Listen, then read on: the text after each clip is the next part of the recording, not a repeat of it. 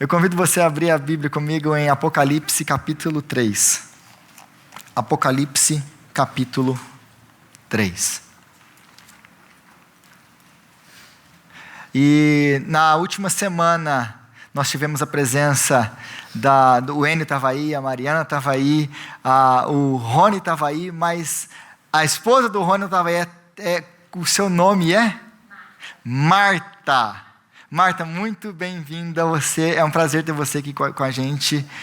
Hoje a gente não está com a Tamara e com o Samuel, mas aí mandaram um representante. Muito bom ter você aqui, Marta, seja bem-vinda, é um prazer ter você aqui. By the way, a gente já fiquei sabendo que vocês eram daqui, dali, já me fofocaram sobre a vida de vocês, já tenho todo o perfil de vocês e eu tenho que conversar com vocês, porque... Exatamente, já escutei disso também. Então, já estou com todo o relatório. Depois eu preciso conversar com vocês, porque eu já tenho trabalho para vocês. Aqui é assim, a gente vai espionando a vida das pessoas para saber o que... Tá bom, e aí, você faz o quê? Mais ou menos assim. O que Deus te deu de dom? Você não descobriu ainda? Não, aqui você vai descobrir. Aqui a gente vai descobrir o que quiser. Até tem trabalho para quem já sabe qual que é o dom. O Vitor mesmo, ele ficou escondido lá. Até combinou, ele tramou com a esposa dele, com a Amanda, e falou assim, você não abre a boca para falar que eu toco. O Vitor estudou música. E a gente precisando de músico na igreja. E aí ele se escondido lá. Aí um dia, né, porque o Senhor revela essas coisas. E aí o Espírito Santo convenceu, né, ele do pecado dele. E aí ele se apresentou para tocar. Então você pode estar escondido, mas o Espírito Santo revela. Tá? Eu quero te dizer isso. Gente, capítulo 3 de Apocalipse, nós vamos ler a partir do versículo 14. Apocalipse, capítulo 3, versículo 14. Hoje nós concluiremos a nossa última pregação no livro de Apocalipse, a última da série que eu me propus a fazer com a igreja toda, que é uma pregação apenas nas 7 cartas. Diferente do que nós estamos fazendo no estudo, é um pouquinho diferente pregar e estudar, é um pouquinho a dinâmica da mensagem é um pouco diferente. Então hoje nós encerramos e com a graça de Deus nós começamos uma nova série na semana que vem sobre a vida de Jesus. Então, creio que todos acharam aí Apocalipse capítulo 3, a partir do versículo 14. Carta à igreja de Laodiceia. Ao anjo da igreja em Laodiceia escreva: estas são as palavras do Amém, a testemunha fiel e verdadeira, o soberano da criação de Deus. Conheço as suas obras, sei que você não é frio nem quente. Melhor seria que você fosse frio ou quente. Assim, porque você é morno, não é frio nem quente, estou a ponto de vomitá-lo da minha boca. Você diz: estou rico, adquiri riquezas e não preciso de nada. Não reconhece, porém, que é miserável, digno de compaixão, pobre, cego e que está nu. Dou-lhe este conselho: compre de mim ouro refinado no fogo e você se tornará rico. Compre roupas brancas e vista-se para cobrir a sua vergonhosa nudez. E compre colírio para ungir os seus olhos e poder enxergar. Repreendo e disciplino aqueles que eu amo. Por isso, seja diligente e arrependa-se. Eis que estou à porta e bato. Se alguém ouvir a minha voz e abrir a porta, entrarei e cearei com ele e ele comigo. Ao vencedor darei o direito de sentar-se comigo em meu trono, assim como eu também venci e sentei-me com meu Pai em seu trono. Aquele que tem ouvidos, ouça o que o Espírito diz às igrejas. Amém. Palavra de Deus. Então, nas últimas semanas nós temos caminhado sobre todas essas igrejas. Chegamos na última igreja, a igreja de Laodiceia. Como em outros casos, a igreja recebe uma reprovação do Senhor, que nós acabamos de ler. Mas Quem é a igreja de Laodiceia? Laodiceia, ela é uma igreja provavelmente fundada por Epáfras, companheiro do apóstolo Paulo. Você vai encontrar um pouquinho sobre a história de Laodiceia, bem curtinho, lá no livro de Colossenses. O apóstolo Paulo vai falar, olha, vocês que estão aí em Hierápolis, em Colosso, em Laodiceia, ele vai falar dessas igrejas naquela carta. Então, e historicamente, essas igrejas são igrejas muito próximas uma da outra. Por causa disso, ela é provavelmente fruto do ministério do apóstolo Paulo quando ele ainda estava em Éfeso, pelo seu companheiro, pelo seu companheiro de trabalho, Epáfras. Então, ele que fundou essas 3 igrejas, provavelmente no mesmo tempo. Para você se situar um pouco, o que é perto, é mais ou menos o seguinte: nós estamos em Lowell, nós temos a igreja em Lowell, nós fundaríamos uma igreja em Billerica e talvez uma igreja em Draycott, alguma coisa assim. São essas 3 igrejas, são próximas uma da outra. Então, começa a carta dizendo aqui, Jesus, ele é o Amém, a testemunha fiel e verdadeira. Essa palavra Amém, ela é muito encontrada no Antigo Testamento, quando fala que Deus é o Amém. Mas aqui, Jesus, como Deus, e não é diferente no Apocalipse, ele está se apresentando. Tem hora que nós temos Jesus com os atributos, e tem hora que nós temos Deus com os mesmos atributos. Então, o que a carta, o livro de Apocalipse está nos mostrando é que existe um Deus, Pai, Filho e Espírito Santo, que são o mesmo em glória, em poder e em majestade. Nós não acreditamos em 3 deuses, nós acreditamos em um Deus em 3 pessoas. E então, Jesus aqui claramente é demonstrado como Deus. Mas ele é o Amém, Jesus é o Amém. O que significa dizer que Jesus é o Amém? Jesus, ele é o Amém de Deus, porque nele todas as promessas de Deus se cumpriram. Jesus é a consumação, a completude de tudo que Deus prometeu aos seus servos, os profetas. Todo o Antigo Testamento aponta para Cristo. Ele é o cumprimento de todas as promessas de Deus. De todas as promessas de Deus. Ele é o Amém de Deus. E Jesus é a testemunha fiel. É interessante que em Apocalipse, ser fiel como testemunha, ou ser uma testemunha fiel, e a palavra aí no grego é martus, que é a nossa palavra para mártire, é a palavra traduzida aqui como testemunha. O que é o testemunha fiel? Principalmente aqui no nosso contexto do livro de Apocalipse. Quando você fala de ser testemunha fiel, ela está incluso o quê? Perseguição e martírio. Perseguição e sofrimento. Ele é a testemunha fiel. O que é ser a testemunha fiel? Que apesar de todo o sofrimento que lhe estava proposto, de tudo que ele passou, ele se mantém fiel. Ele é testemunha fiel em qual sentido? Ele é o nosso exemplo, ele é o nosso supremo exemplo. Nós não fomos chamados para vencer na força do nosso braço. O livro do Apocalipse ele deixa muito isso claro.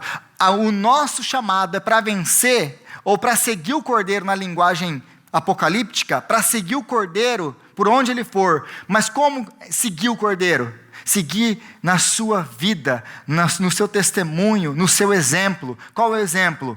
Que ele obedeceu e foi submisso ao Pai em tudo, inclusive na morte, e morte de cruz. Nós fomos chamados por Cristo para sermos testemunhas fiéis ao mundo caído, mesmo que isso inclua perseguição, sofrimento e morte. Isso aqui é ser testemunha fiel na linguagem de Apocalipse. Porque ser testemunha fiel tem sido distorcido no nosso tempo. Ser um cristão que causa impacto na sociedade tem sido distorcido. Não, se você é bem sucedido, você é um cristão que está sendo abençoado, então você está impactando a sociedade. Agora, se você, coitado, é pobre, está doente, está passando necessidade, quem que você está impactando? Ninguém. Se o padrão de Deus para abençoar os seus servos, ou ser abençoado por Deus, é riqueza, poder, prestígio, o apóstolo Paulo foi um dos homens que Deus mais odiou, porque ele prega por todo o Império Romano, a pé. E ele morre Quantos discípulos esse homem não fez? Quantas igrejas esse homem não plantou? E ele morre sozinho, dentro de uma caverna, sem uma capa para se cobrir. De lá ele sai para o martírio. E ele pensa, nossa, vai ter um exército lá fora para me esperar, para me ver. Não tem ninguém. Ele escreve a sua última carta, 2 Timóteo, que ninguém sobrou. Alguns poucos sobraram. Então, se vida próspera e financeira e bênção material é padrão para a gente medir a bênção de Deus sobre a nossa vida, gente, Deus odiou o apóstolo Paulo. É totalmente contra toda essa teologia da prosperidade que nós passamos no nosso tempo. Bênção na nossa vida, ela não é provada pelo tanto de dinheiro que tem na nossa conta no banco. Não é provado pelo tamanho da nossa casa, pelo carro que nós dirigimos. Bênção de Deus é provado na nossa vida pelo fato dele nos ter dado Cristo. Essa é a verdadeira bênção. Deus já nos deu tudo. Tudo. E se ele, como diz na linguagem do apóstolo Paulo, e se ele já nos deu o Filho, se ele já nos deu Cristo, se ele já nos deu tudo, o que ele não vai nos dar? Se ele já nos deu tudo. Então, Jesus é o modelo para ser seguido. Ele é o nosso modelo. As coisas estão difíceis, se lembre de Cristo. Eu estou passando por muitos sofrimentos. Os nossos sofrimentos não podem ser comparados com os do Senhor Jesus. E o apóstolo Paulo ele diz que eles não podem ser comparados com a glória que nós experimentaremos, ou que nós viveremos quando ele voltar. Tenho certeza de que os sofrimentos que agora dessa vida não podem ser comparados com o que será revelado em nós, em Cristo Jesus. Então, aí Jesus ele diz, conheço as suas obras.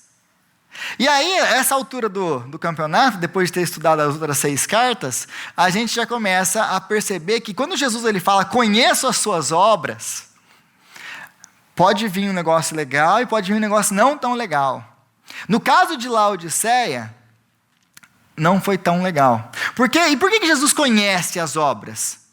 Porque lembra do capítulo 1, quando nós estudamos o capítulo 1, que nós falamos do capítulo 1, Jesus, ele anda no meio dos candelabros de ouro, que é a igreja, que são as igrejas. Porque Jesus anda no meio dos seus candelabros, porque ele anda no meio da sua igreja, ele conhece a sua igreja.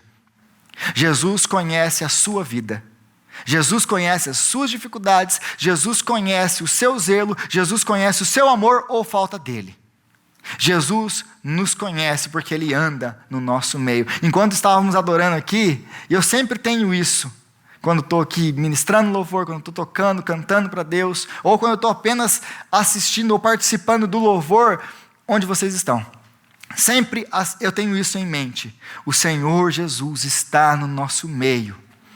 Ele veio aqui para escutar o meu louvor, o seu louvor. Ele escuta a sua voz. No meio de todas as vozes aqui, eu não escuto. A Júlia não escuta, quem está cantando aqui, a gente não escuta quem está cantando, quem não está cantando. Mas nós escutamos as vozes. É maravilhoso ouvir a igreja de Deus cantando a Deus. Porque é terrível quando uma igreja se reúne para adorar a Deus e as bocas se calam. As bocas se fecham. Isso é terrível. Porque nós estamos adorando o único digno de adoração. Mas é maravilhoso quando nós estamos aqui, a igreja canta e a igreja adora, e você vê gente chorando, gente se entregando, gente com aquela real sensação de presença de Deus. E nós temos que ter isso, porque Ele está no meio da sua igreja, porque Ele anda no meio da sua igreja. Então conheça as suas obras. A cidade, apesar de ser muito rica, Laodiceia era uma cidade muito rica. Ela estava estrategicamente colocada em rotas grandes. Lembra que eu já falei sobre rotas grandes? Para você ser uma cidade importante, até hoje é assim, você precisa estar colocado em rotas grandes. Até casa, você vai comprar uma casa. A casa que te dá fácil acesso de saída e entrada, principalmente aqui, a ruas grandes, 495, 90, 93, a casa vai ser mais valorizada. Por quê? Porque você consegue entrar e sair rápido. Ainda mais que nós trabalhamos longe de casa, tem que pegar vias rápidas. Você corta todo esse tráfego que passa pelo meio da cidade, a casa vale mais se ela está localizada perto de uma via de rápido acesso. A Laodiceia também era uma cidade assim. Ela era, por dois motivos, foi uma cidade que foi muito rica, se tornou muito rica, por causa da sua localidade, como ponto estratégico de comércio, e por causa do seu local estratégico para o combate militar. Então, por causa disso, ela era uma cidade que tinha adquirido muitas riquezas. Contudo, ela tinha um problema. Na antiguidade, se você estudar um pouquinho de antiguidade, e se você estudar até o mapa, se você ver um mapa hoje, você vai ver que as grandes cidades, elas começam por onde? Onde tem portos. Você vai ver que as costas dos Estados Unidos, a costa do Brasil, ela é mais populosa do que o resto. Por quê? Porque foram ali onde que as pessoas chegaram onde tem água. E as grandes cidades, elas estão construídas ao lugar de onde você tem água potável. Porque não tem como você viver sem água. Contudo, Laodiceia não tinha água potável. Era uma cidade que, apesar de ser rica, apesar de ter um lugar estratégico, comercialmente e militarmente falando, era um lugar que não tinha água potável. A água de Laodiceia era a sua fraqueza, era horrível para se tomar. E a igreja tinha se tornado como as suas águas. Ela não prestava para mais nada. É disso que Jesus está falando aqui. Quando eu conheço as suas obras, Jesus aqui está basicamente, e toda a referência que ele vai falar no resto aqui, ele está basicamente dizendo assim: vocês são como as suas águas, vocês não prestam para nada. Por que não? E aí a gente tem essa famosa frase que você já deve ter escutado. Se você cresceu na igreja, se você está na igreja há um pouquinho de tempo, você vai ter escutado isso: o cristão morno. O cristão morno, porque aí no versículo 15 e 16, ele vai falar: conheço suas obras, sei que você não é frio nem quente, melhor seria que você fosse frio ou quente, assim porque você é morno, não é frio nem quente, estou a ponto de vomitá-lo da minha boca. E a tradução geralmente que as pessoas têm, ou as explicações que as pessoas têm com relação a Laodiceia, aliás, essa é uma das mensagens mais pregadas no livro do Apocalipse, talvez a mais pregada, de todo o livro do Apocalipse. Talvez você não tenha escutado nenhuma outra mensagem, mas na igreja de Laodiceia, provavelmente você já escutou pelo menos uma mensagem em Laodiceia.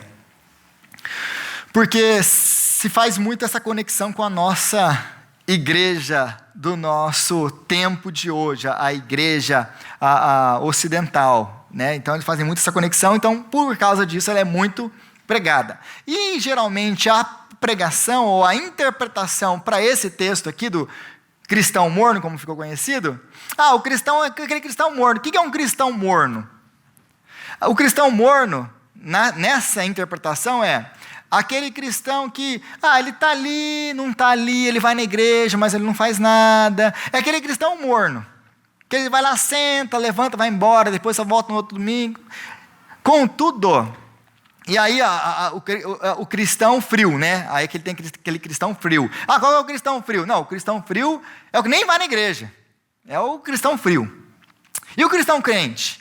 É o crente. É o quente crente. Então, o quente crente é aquele que vai, faz obra, e vai para a igreja, e etc. Ajuda, trabalha, e etc, etc. Chega igual o Gustavo e a Estela, que chega aqui 4 horas da tarde para arrumar as coisas. Então, é a gente que... esse povo aqui está quente.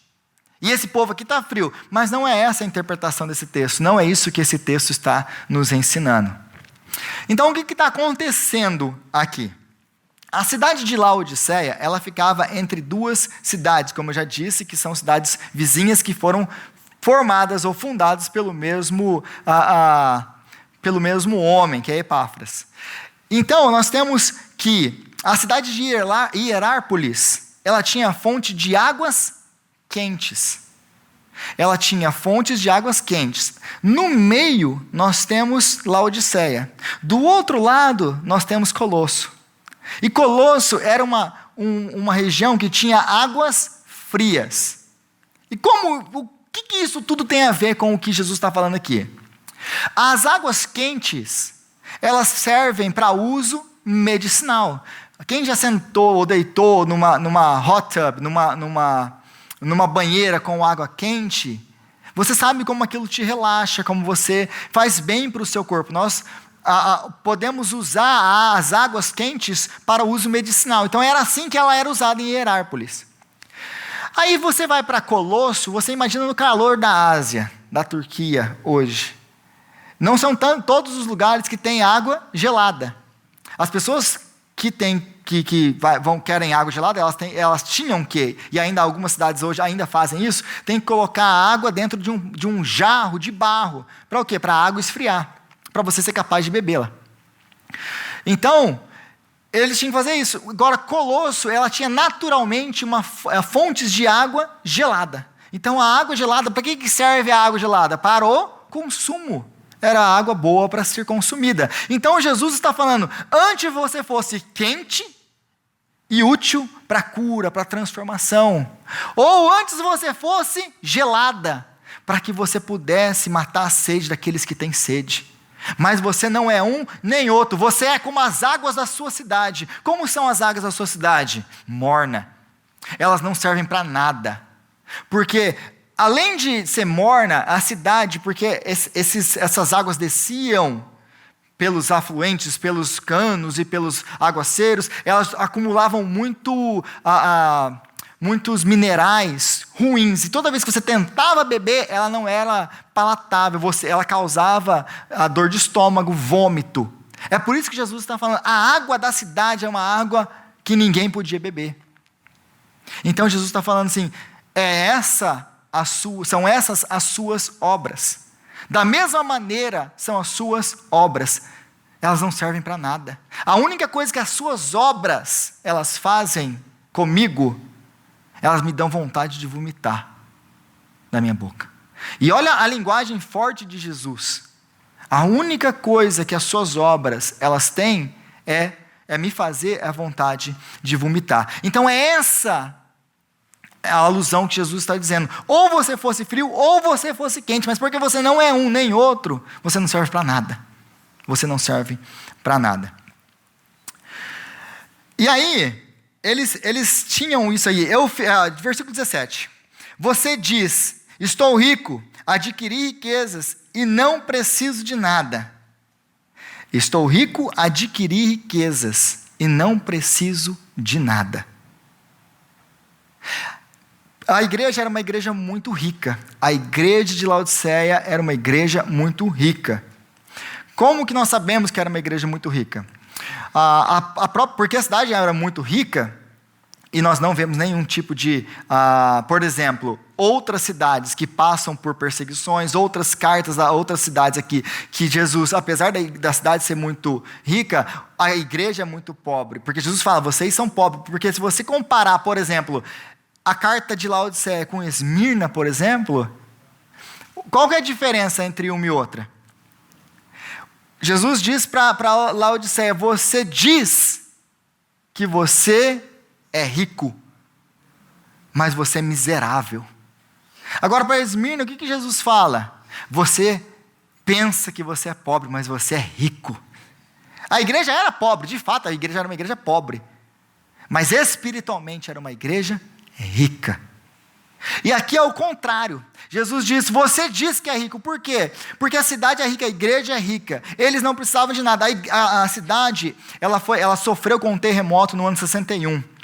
E aí, esse terremoto devastou a cidade, ela foi destruída.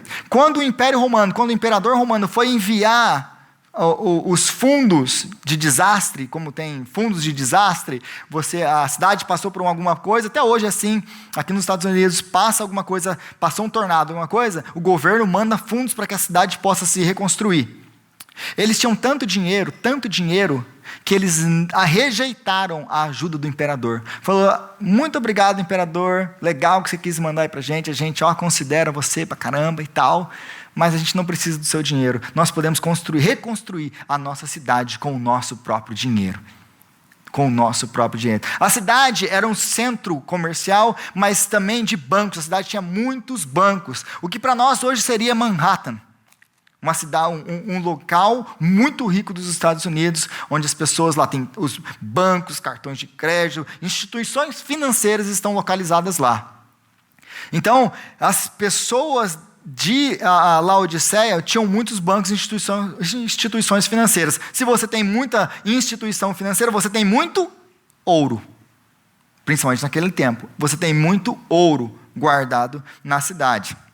A cidade também, ela se gabava por uma outra coisa. Ela era um centro médico.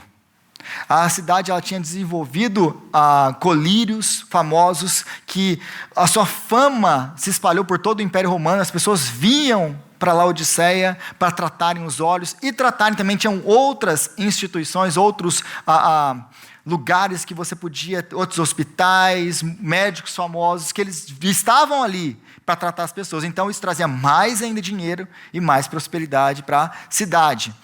Outra coisa que ela era muito famosa era pela sua indústria têxtil, pelo seu comércio de lã negra.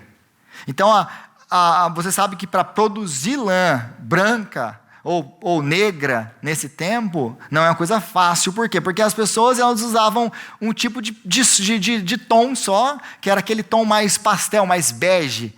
Por quê? Para não sujar muito, para não mostrar sujeira, porque você não tem muitas mudas de roupa. Não é igual lá no seu guarda-roupa, que tem roupa explodindo lá naquele closet. E aí eu falo, não vou doar, porque não, eu vou emagrecer para entrar nessa roupa de novo. Estou mentindo? Não, né? Minha irmã, se você faz 6 meses que você não usa aquela roupa, deixa Deus te usar. Doa ela. Você está acumulando. Abre espaço. Deixa o seu marido conseguir colocar mais um cabide lá. Dá. Então, ela era muito famosa pela sua indústria têxtil. Mas aí você vai olhar que Jesus, ele vai exatamente, ele coloca o dedo lá no meio da ferida, como ele fez com todas as outras igrejas. Tudo que Jesus está falando com as outras igrejas, ele está relacionado com aquilo que a igreja vive. Com aquilo que a igreja vive. Então, versículo 17, você diz, estou rico, adquiri riquezas e não preciso de nada. Imperador, muito obrigado, eu não preciso de nada. Não reconhece, porém, que é miserável, digno de compaixão, pobre, cego e nu. Era assim que eles se viam, a igreja autossuficiente. Eles eram tão autossuficientes que eles não precisavam nem de Deus. Nem de Deus. Jesus, então, ele critica tudo aquilo que eles valorizam, riqueza, a saúde e a sua aparência. Tudo que eles valorizam, exatamente, tudo aquilo que eles pensam, não, nisso aqui a gente é bom. É tudo que Jesus critica. A gente é bom, a gente tem dinheiro, a gente tem saúde, a gente para dar e para vender, saúde para dar e vender, né? Não é só no ano novo, lá era todo dia. E nós temos o quê? Se você quer se vestir bem, vem aqui para Laodiceia, a gente tem os nossos shoppings, você pode comprar à vontade, a gente parcela em até 3 vezes. Então essa era a cidade. Então Jesus ele vai cutucar, ele vai mostrar, vocês não têm nada disso que vocês se gabam, nada disso é verdadeiro para vocês.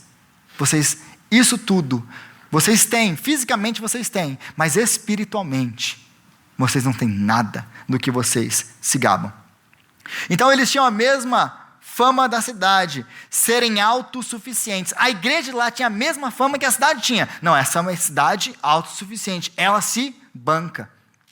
Mas o problema, gente, é quando a igreja, ela bate no peito e fala assim, eu posso. Quando a igreja ela chega, não, agora nós temos não sei quantos mil membros. Agora nós temos uma igreja grande, nós temos dinheiro, nós fazemos isso. Eu não estou falando que a igreja não faça coisas, mas a igreja vai fazendo ela agora. Aí você vai ver que existe um distanciamento, muitas vezes, das coisas básicas que uma igreja tem que fazer. O que uma igreja tem que fazer? Orar, estudar a palavra. E quando a igreja começa a ficar rica e começa a crescer, quais são as primeiras coisas a você deixar de lado? Oração e estudo bíblico. Já perceberam isso? Satanás não é burro, gente. Satanás não é burro. A igreja começa a ganhar fama, ela começa a se apoiar nela mesma. Eu posso, eu consigo, eu vou fazer. Quando nós começamos a clamar para nós, na nossa vida pessoal agora, eu posso, eu consigo, isso precede a nossa ruína, porque nós não reconhecemos o Senhor em todos os nossos caminhos. Nós achamos que somos nós, que somos bons o suficiente. Essa é a igreja autossuficiente, que não precisa de Cristo, que não precisa de Deus. Essa é a nossa atitude muitas vezes, quando a nossa vida está muito legalzinha. Sabe por que você passa por todas essas tribulações que vocês estão passando? E eu estou passando? Sabe por que a gente passa por esse monte de tribulação? Para deixar a gente humilde. Porque aí a gente aprende a pôr a boca no pó e orar a Deus, humilhado, pedindo perdão. A buscar a Deus. Sabe por que você levanta de madrugada para orar a Deus? É por causa dessa sua luta aí. Porque no dia que ela passar, que Deus te dê uma outra luta. Porque senão, a gente não levanta de madrugada para orar, para buscar a Deus. Porque essa é a nossa natureza. Nós temos essa tendência a nos achar, a ser autossuficientes. Aliás, gente, isso vem desde o Éden. Isso vem desde o Éden. Essa foi a proposta de Satanás para Adão e Eva. Vocês serão como Deus. A gente não quer um Deus falando que a gente pode, que a gente não pode fazer. A gente não quer. A gente quer ser autossuficiente. Ah, é legal, eu quero ser autossuficiente. Eu quero saber o que é bom, o que é ruim, por mim mesmo. Eu quero ditar o que é bom, o que é ruim para mim mesmo. Eu não quero ter que me debruçar todos os dias na palavra de Deus e buscar o Senhor em oração. Eu quero saber o que é bom para mim. Eu quero dizer o que eu posso, o que eu não posso. Essa é a nossa rebelião desde o Éden. Então, riqueza, como eu já disse no começo, ela não é sinal do favor de Deus. Ela nunca foi. Como eu já apontei, você mostra Esmirna e você mostra a Laodiceia. São duas igrejas, uma pobre, que não tinha nada, que os irmãos são perseguidos e mortos por causa da sua fé. A outra, rica, que não tem nenhum tipo de sofrimento e perseguição. Mas Jesus tem uma mensagem totalmente de reprovação para essa, e totalmente de aceitação e amor por essa. Qual que é a diferença? Uma tem dinheiro, a outra não. A outra que não tem, mas busca, mas pensa num povo que busca Deus. É o povo perseguido. Esse povo busca Deus. Então, a gente precisa desassociar isso. Isso ainda tem na nossa cabeça, gente. Isso ainda existe na nossa cabeça. O que é isso? Esse paganismo. Por quê? Porque são os pagãos. No primeiro século, os pagãos eles enchiam os templos atrás do quê? Das bênçãos. Por que os pagãos iam nos templos adorar os deuses dele? E naquele tempo você tinha um deus para cada coisa. Tinha o deus do solo, o deus da chuva, o deus de tudo quanto é coisa que você precisa, o deus da cura. Para todas as áreas da vida você tem um deus. Aí se você precisa de um emprego novo, você vai para o Deus do emprego. Se você precisa, a sua esposa não consegue ter filho, vai para o Deus que tem lá a bênção dos filhos. Minha terra não está prosperando, não está nascendo, não está produzindo. Vai para o Deus que dá isso para você. Então os templos se enchiam com esses deuses. Então eu vou sacrificar, eu vou adorar esses deuses, eu vou demonstrar o meu zelo por eles. E como que eles vão retribuir isso comigo, para mim? Eles vão me abençoar, eles vão me dar aquilo que eu estou pedindo para eles. Muitas pessoas vêm à igreja com esse mesmo pensamento, infelizmente. Vou dar um exemplo disso, talvez eu até tenha usado esse exemplo. Eu tenho medo quando a gente convida alguém para ir para a igreja, e a pessoa pergunta assim, mas o que vai ter lá? Aí a gente tem que pensar alguma coisa para dizer, não, mas vai ter louvor, vai ter Bíblia, vai ter o Rodrigo pregando. Rodrigo não. Você entende? Se eu tenho que chamar alguém para ir para a igreja e a pessoa me pergunta, mas o que vai ter lá? E geralmente isso já crente, já foi crente, já foi. Porque não crente não tem esse tipo de pergunta, que não conhece nada, vamos lá, e vai lá ver. Mas o não crente, o crente que está aí desviado, né? Você chama, o que vai ter lá? Não, vai ter Bíblia mesmo, vai ter Jesus. É isso que a gente tem lá para oferecer. A gente tem mais nada para oferecer. A igreja não tem mais nada para oferecer, a igreja só tem uma coisa para oferecer, Cristo. Amém. Só Cristo. No dia que a gente começar a ter que convidar as pessoas para falar, não, vai ter o cara famoso lá. E a igreja lota.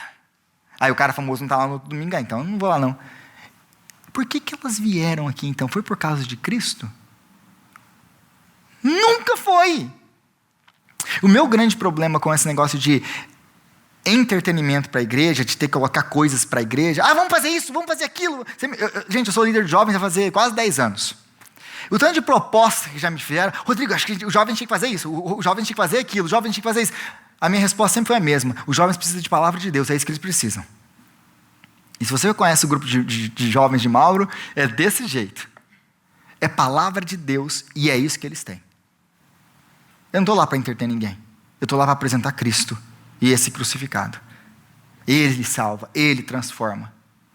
Porque senão a gente começa a adicionar coisas para a igreja, adicionar programações. Eu não estou falando nada de contra as programações, vocês me conhecem. Não estou falando nada, não é esse o ponto.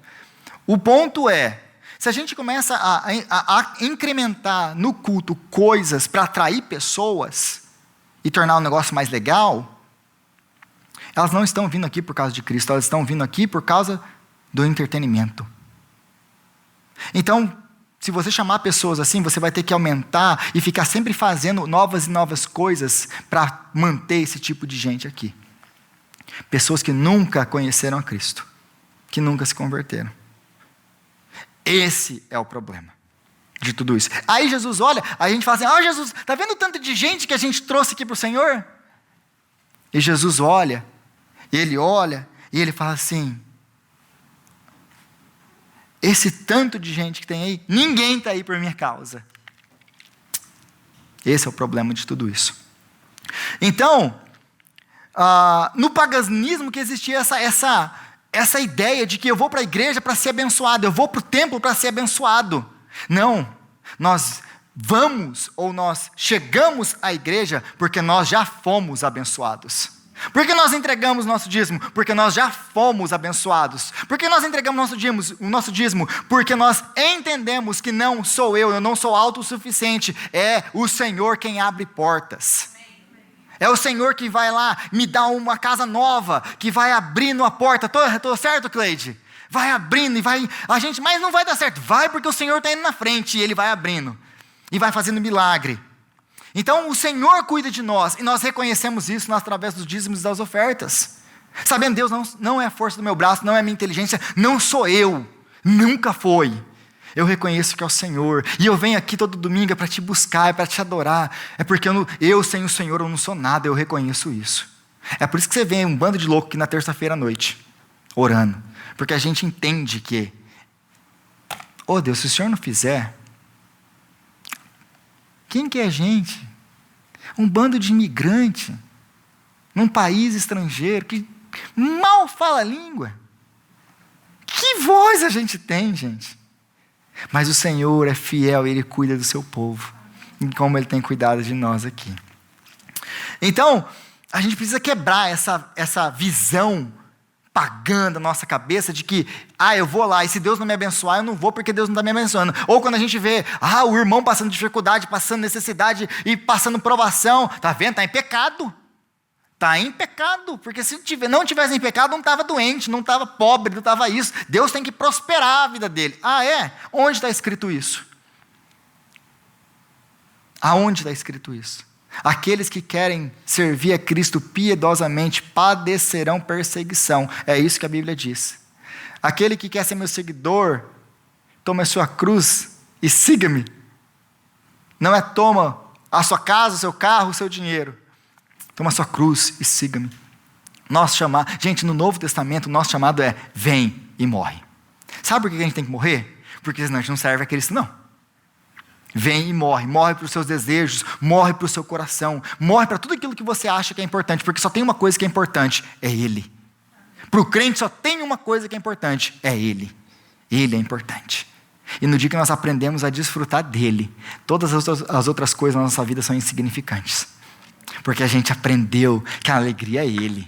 Gente, a alegria é Jesus. Aí a gente pode passar por todo tipo de sofrimento na nossa vida, porque a gente entendeu que Ele é a nossa alegria. É lógico que a gente pode ficar triste, a gente vai ficar triste por alguma coisa, mas Ele é a nossa alegria. Então, os perigos da riqueza. Diferente das outras igrejas, Laodiceia, ela não passava por pressão, por perseguição dos judeus ou dos pagãos, todo aquele contexto dos sindicatos que a gente já falou nas últimas semanas, eles não passavam por essas perseguições, não existe nada aqui no texto de Jesus, como existe nos outros, falando disso. Eles também não sofriam com falsas doutrinas, como por exemplo era o caso de Éfeso. Eles não sofriam nem com perseguição de judeus e pagãos, e nem com falsas doutrinas. Com o que essa igreja sofria então? Ela sofria com a sua própria sua maneira de ver e perceber mundo. As tentações da riqueza amarraram a igreja. Agora a gente está aí, então o mundo, a gente quer ter mais, a gente quer acumular mais. A gente não tem perseguição, não tem isso, não tem, mas eles foram enganados pelos próprios desejos do seu coração. Essas coisas os tiraram do caminho de Jesus Cristo. Então, eles sucumbiram aos desejos do seu coração por riqueza e independência. E aí no versículo 19, Jesus diz: eu repreendo a quem amo. Porque a gente pode pensar, não, Jesus está agora castigando eles, porque Jesus é um Deus que vai lá castigar e etc. Não, ele repreende a sua igreja porque ele ama a sua igreja. Jesus, ele nunca repreende a igreja por ira e indignação contra a igreja, porque a sua igreja é sua amada. Ele faz por amor. Quando Jesus, ele repreende você, quando ele permite algumas coisas na sua vida para te ensinar a andar no caminho, não é porque ele te odeia, não é porque você tem o desfavor de Deus, não é nada disso. Ele está te ensinando a depender dele, a amar ele, a buscar em primeiro lugar o reino dele. Mas, como eu costumo dizer, a gente só vai entender que Jesus é tudo o que nós precisamos quando Jesus for tudo o que nós temos. Porque Deus pode tirar tudo de nós, absolutamente tudo da nossa vida, e deixar só Jesus, para a gente entender que Jesus é tudo que a gente tem e é tudo que a gente precisa. Ele pode fazer isso. Mas ele faz isso não é porque ele não me ama, não, é porque ele te ama demais e porque ele tem um propósito na sua vida. Romanos capítulo 8, te transformar à imagem de Cristo. Eis que estou à porta e bato. Eis que estou à porta e bato. Nas cidades da Ásia, geralmente os portões da cidade, eles ficavam abertos. Mas por causa de toda a riqueza que Laodiceia continha, por causa dos bancos, das instituições financeiras, as portas, os portões de Laodiceia, eles se fechavam à noite, para que se evitassem roubos e etc, e etc.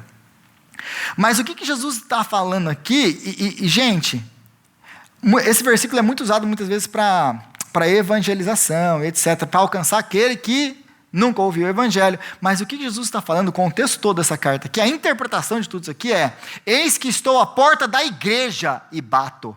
Porque assim como a cidade fecha as suas portas por causa da sua riqueza, vocês fecharam as suas portas por causa da sua riqueza para mim. Eu estou à porta, Jesus está fora da sua igreja.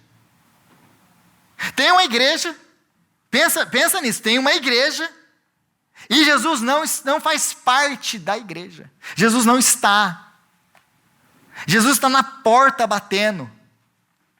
Porque em outros lugares, igrejas, por exemplo, que Jesus fala: olha, vocês têm aí uns poucos ainda que me servem. Aqui não tem ninguém mais. Ninguém. Jesus está à porta e bate. Ele fala: se alguém ouvir, eu entrarei e cearei com ele e ele comigo. É por isso que o chamado de Jesus para essa igreja é: arrependam-se. Que é o mesmo chamado de Jesus no começo do seu ministério: arrependam-se e creiam, pois o reino é chegado. Para quem que você fala? Nós nos arrependemos diariamente, mas nós vamos nos convertendo diariamente para Deus e buscando a Deus. Mas quando a pessoa chega e quer Deus, e ela entendeu a mensagem e quer receber a Cristo, como nós ali levamos a Cristo? O que nós precisamos ensinar? Que ela precisa se arrepender dos seus pecados e crer. Jesus está chamando a igreja para voltar lá para o começo. Se arrependam e creiam em mim. Então a igreja deixou de ser o corpo vivo de Cristo e se tornou um cadáver. Porque nós aqui, igreja, somos o corpo vivo de Cristo. Mas quando Cristo está fora da sua igreja, para que nós servimos? Para nada. Porque nós estamos mortos. Porque o que torna a igreja viva é Cristo. Se Cristo não está no nosso meio, se Ele não aprova as nossas obras, se Ele não está conosco, nos guiando, nos guardando, nos ensinando, se Ele não é a força, a sabedoria que guia a igreja, que move a igreja só está fazendo barulho. Porque ela não é uma igreja. Porque é Cristo. Ele que dá vida à sua igreja. Então ela se tornou passiva com relação ao mundo. Ela começou a negociar as verdades do evangelho. Não confronta mais em amor. Que é uma coisa é confrontar. A gente tem que confrontar, nós somos chamados para confrontar em amor. Nunca esqueça dessa palavrinha no final, em amor. A gente não foi chamado para bater em ninguém. A gente foi chamado para confrontar em amor. Então aceitar falsas doutrinas, falta amor. Porque uma vez que você não confronta o pecador, você não está amando. Porque eu corrijo aquele que eu amo. Se nós permitimos, gente, as pessoas saírem por aí fazendo o que elas querem, e nós não falamos a verdade de Cristo para elas, nós não amamos as pessoas. Se nós nos levantamos para pregar a palavra, e eu venho aqui com uma mensagem de coach, uma mensagem, você pode, você consegue, tudo que você precisa está dentro de você. Eu não amo essa igreja. Eu odeio essa igreja se eu tenho esse tipo de mensagem. Porque a mensagem de Cristo é a mensagem de arrependimento, de transformação, de perdão para pecadores como nós. Isso muda a vida. Isso muda a vida. Porque a mensagem coach, aquela mensagem de prosperidade, no dia da tribulação, no dia do sofrimento, ela não te ajuda em nada. Porque ela vai te trazer a lembrança de Deus não me ama, porque o pastor lá diz que se eu obedeço, Ele vai me abençoar. Então por que isso aqui está acontecendo na minha vida? É porque Ele não me ama. Agora, se você escuta isso diariamente e entende na palavra que no mundo tereis aflições, mas tem de bom ânimo, pois eu venci o mundo, isso te fortalece no momento da sua tribulação. Se você entende que Deus já te deu tudo em Cristo Jesus, e que Ele passou por tudo que Ele passou, e morreu por você, para te salvar, você tem ânimo para passar por todo tipo de tribulação e sofrimento. Então, essa mensagem é uma mensagem para a igreja, mas também é uma mensagem para a nossa vida individual. Porque algumas perguntas ficam para nós, e a pergunta que Jesus faz para a sua igreja, que Ele faz para nós individualmente, é como que nós temos vivido, como você tem vivido. Em relação a você e Deus, como você tem vivido? Nós somos servos úteis de Deus? Como eu tenho vivido a minha vida cristã com Deus? Eu tenho confiado em Deus ou eu tenho confiado na minha autossuficiência? E muito cuidado com o que eu vou ter muito cuidado e temor com o que eu vou falar agora, mas eu tenho deixado de servir a igreja por causa de alguns dólares a mais. Eu tenho deixado de ter minha vida de oração e devocional porque eu preciso acordar muito cedo, não dá tempo. Gente, eu sou imigrante, uma das grandes coisas que Deus me deu aqui foi sofrer como todo mundo aqui. Ter que trabalhar 120 horas por semana, ter que dormir 4 ou 5 horas por noite, ter que tomar remédio de febre, de tanta força que eu fazia para trabalhar durante o dia. De ter que dormir num Eric e acordar todo dia no chão, porque era um colchão de ar e estava furado, todo dia eu acordava no chão. De ter que sair de casa às 4:30 da manhã, então se eu quisesse ter um devocional, eu tinha que acordar às 3, para trabalhar o dia inteiro na demolição, para voltar para casa 9 horas da noite. Eu sei o que é ser imigrante. Eu não sou um acadêmico que ficou o dia inteiro dentro da universidade. Eu sei o que é ser um imigrante. Eu sei o que é pagar o preço alto para poder ter um tempo de devocional com Deus. Mas disso eu não abro mão. E Deus tem vivido, eu tenho experimentado coisas maravilhosas do Senhor por causa disso. Então, como tem sido? Eu tenho pagado o preço, eu tenho pago o preço para servir a Deus, eu tenho pago o preço para ter vida com Deus, ou eu tenho negociado tudo, ou eu não tenho tempo para servir a Deus. Por quê? Porque eu tenho que trabalhar. Então é porque eu sou autoconfiante, a força do meu trabalho é o que está dinheiro para minha casa. Não, o que sustenta a sua casa é o Senhor. E se Ele não abrir a porta, nada acontece. E não espere Deus te colocar dentro de uma cama para você aprender isso, porque Ele pode fazer isso só para te ensinar que você é dependente dEle. E aí você vai lá, a igreja vai te ajudar e Deus vai levantar milagrosamente para você aprender a depender dEle. Porque é isso que Ele faz com a gente. Ele nos humilha por amor, para nos ensinar. Está vendo? Agora você vai confiar em mim? Vai confiar em mim agora? Porque sou eu que sustento a sua casa. Buscar em primeiro lugar o reino de Deus e sua justiça. E o resto é resto. Ele vai acrescentar. Porque são os pagãos que procuram as outras coisas. A nossa vida tem que estar centrada no Senhor. Amém? Então, como tem sido o nosso relacionamento com Deus? Como tem sido o nosso relacionamento com as riquezas desse mundo? Como tem sido tudo isso? Como tem sido a minha vida? Eu tenho sido um servo quente ou frio? Ou eu tenho sido um servo morno de Deus? Que as minhas obras diante de Deus não valem nada. Senhor, nós te agradecemos, ó Pai, pela sua palavra que nos confronta, que nos corrige, que nos exorta.